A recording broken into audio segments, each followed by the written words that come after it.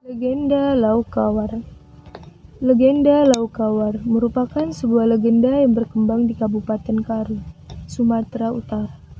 Kabupaten yang memiliki wilayah seluas 2.127 km ini terletak di dataran tinggi Karo, Bukit Barisan, Sumatera Utara. Oleh karena daerahnya terletak di dataran tinggi, sehingga kabupaten ini dijuluki Tanah Karo Simalem. Kabupaten ini memiliki iklim yang sejuk dengan suhu berkisar antara 16 derajat sampai 17 derajat Celcius dan tanah yang subur. Maka tidak heran jika daerah ini sangat kaya dengan keindahan alamnya. Salah satunya adalah keindahan Danau Laukawar yang terletak di Desa Kuta Bubung, Kecamatan Simpang 4, Kabupaten Karo. Air yang bening dan tenang, serta bunga-bunga anggrek yang indah, yang mengelilingi danau ini menjadi pesona alam yang mengagumkan. Menurut masyarakat setempat, sebelum terbentuk menjadi sebuah danau yang indah, Danau Laukawar adalah sebuah desa yang bernama Kawat. Dahulu, daerah tersebut merupakan kawasan pertanian yang sangat subur. Mata pencarian utama penduduknya adalah bercocok tanam. Hasil pertanian mereka selalu melimpah ruah. Meskipun tidak pernah memakai pupuk dan obat-obatan seperti sekarang ini, suatu waktu terjadi malapetaka besar, sehingga desa Kawar yang pada awalnya merupakan sebuah desa yang subur menjelma menjadi sebuah danau. Apa sebenarnya yang terjadi dengan desa Kawar itu? Ingin tahu jawabannya? Ikuti kisahnya dalam cerita rakyat yang kami jadikan teater. Dalam sebuah kisah, ada sebuah desa yang sangat subur di daerah Kabupaten Karo. Desa Kawar namanya. Penduduk desa ini umumnya bermata pencarian sebagai petani. Hasil panen mereka selalu melimpah ruah. Sewaktu-waktu, hasil panen mereka meningkat 2 kali lipat dari tahun sebelumnya. Lumbung-lumbung mereka penuh dengan padi. Bahkan banyak dari mereka yang lumbungnya tidak muat dengan hasil panen. Untuk mensyukuri nikmat Tuhan tersebut, mereka pun bergotong royong untuk mengadakan keselamatan dengan menyelenggarakan upacara adat. Alhamdulillah panen tahun ini bagus ya. Wah iya ya, kita buat acara yuk seperti tradisi kita setiap selesai panen. Wah iya, ide bagus tuh. Oke, kalau gitu nanti aku kabarin sama yang lain ya. Iya, aku juga mau ngabarin sama yang lain ya. Aku ikut. Iya, lebih banyak yang kabarin lebih bagus biar kita cepat merayakan. Ayo.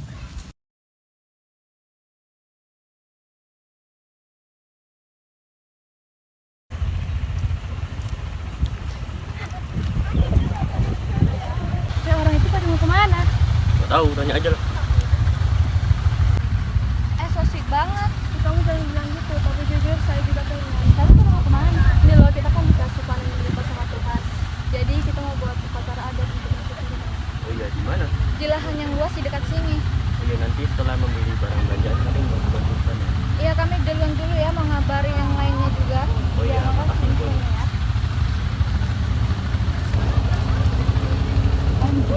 Pada hari pelaksanaan upacara adat tersebut, desa Kawar tampak ramai dan semarak. Para penduduk mengenakan pakaian yang berwarna-warni serta perhiasan yang indah.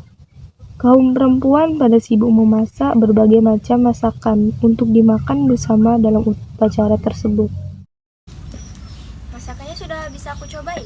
Belum, kayaknya masih ada yang kurang nih. Sini aku cobain.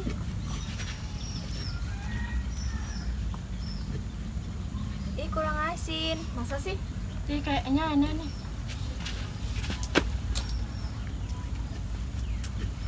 Kurang asin nih. Masa sih? Sini aku cobain. Oh iya, maklumlah manusia. Pelaksanaan upacara juga dimeriahkan dengan pegelaran gendang guru-guru aron, musik khas masyarakat Karo. Pada pesta yang hanya dilaksanakan setahun sekali itu, seluruh penduduk hadir dalam pesta tersebut, kecuali seorang nenek tua renta yang sedang menderita sakit lumpuh. Tidak ketinggalan pula anak, menantu, maupun cucunya turut hadir dalam acara itu. Tinggallah nenek tua itu seorang sendiri, terbaring di atas pembaringannya. Dan Tuhan, aku ingin sekali mengambil pesta itu. Tapi apa daya aku ini jalankan berjalan. Berdiri pun aku sudah tersanggup.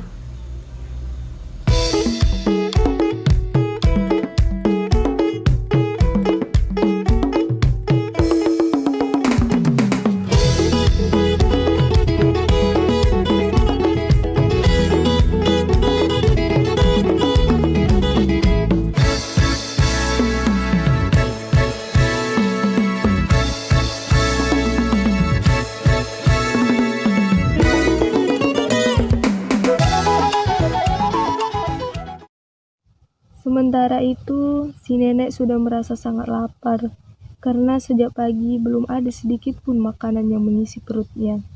Kini ia sangat mengharapkan anak atau menantunya ingat dan segera mengantarkan makanan.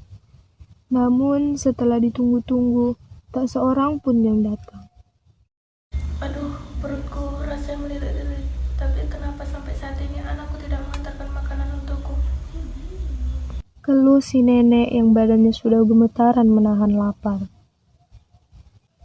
Dengan sisa-sisa tenaga yang ada, ia mencoba mencari makanan di dapur, tetapi ia tidak mendapatkan apa-apa. Apakah mantuku tidak masak? Kenapa tidak ada makanan di sini? Rupanya, sang anak sengaja tidak memasak pada hari itu, karena di tempat upacara tersedia banyak makanan. Akhirnya, si nenek tua terpaksa beringsut-ingsut kembali ke tempat duduknya. Ia sangat kecewa, tak terasa air matanya keluar dari kedua kelopak matanya. Ibu tua itu menangisi nasibnya yang malang. Ya Tuhan, anak cucuku benar-benar tega membiarkan aku menderita begini. Sedangkan di sana mereka enak-enakan sampai kenyang. Sedangkan aku di sini kelaparan. Sungguh kejam mereka. Beberapa saat kemudian, pesta makan-makan dalam upacara itu telah usai. Rupanya sang anak baru teringat pada ibunya di rumah. Ia kemudian segera menghampiri istrinya. Apakah kamu sudah mengantarkan makanan untuk ibu? Belum. Kalau begitu tolong bungkuskan makanan lalu suruh anak kita untuk mengantarkannya pulang. Baiklah suamiku. Wanita itu pun segera membungkuskan makanan lalu menyuruh anaknya. Anakku,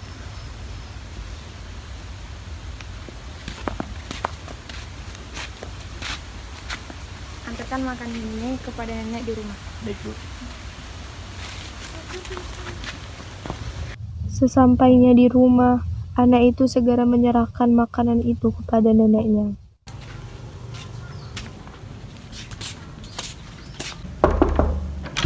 Assalamualaikum.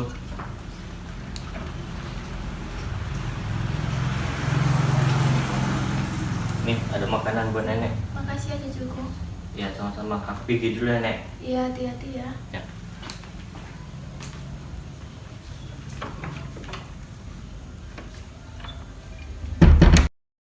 Lalu sang cucu berlari kembali ke tempat upacara. Alangkah senangnya hati sang nenek. Pada saat-saat lapar seperti itu, tiba-tiba ada yang membawakan makanan. Dengan perasaan gembira, sang nenek pun segera membuka bungkusan itu. Namun betapa kecewanya ia. Ternyata isi bungkusan itu hanyalah sisa-sisa makanan, beberapa potong tulang sapi dan kambing yang hampir habis dagingnya.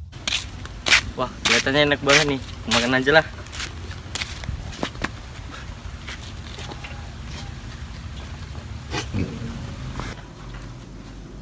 Apakah mereka sudah menganggapku seperti binatang? Kenapa mereka memberiku sisa-sisa makanan dan tulang-tulang? Gumam si nenek tua dengan perasaan kesal.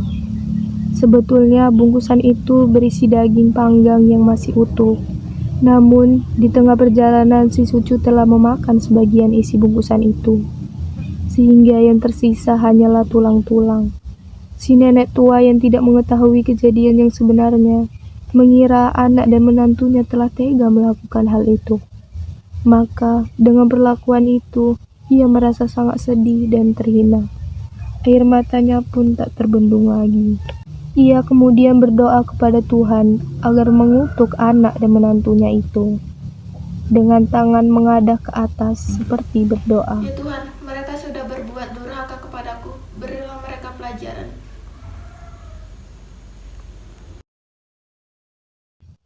Perempuan tua itu memohon kepada Tuhan yang Maha Kuasa. Baru saja kalimat itu lepas dari mulut si nenek tua, tiba-tiba terjadi gempa bumi yang sangat dahsyat. Langit pun menjadi mendung, guntur menggelegar bagai memecah langit. Dan tak lama kemudian hujan turun dengan lebatnya. Seluruh penduduk yang semula bersukaria tiba-tiba menjadi panik. Suara jerit tangis meminta tolong pun terdengar dari mana-mana. Namun, mereka sudah tidak bisa menghindar dari keganasan alam yang sungguh mengerikan itu.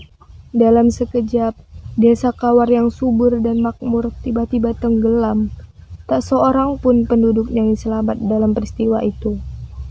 Beberapa hari kemudian, desa itu berubah menjadi sebuah kawah besar yang digenangi air. Oleh masyarakat setempat, kawah itu diberi nama Lau Kawar.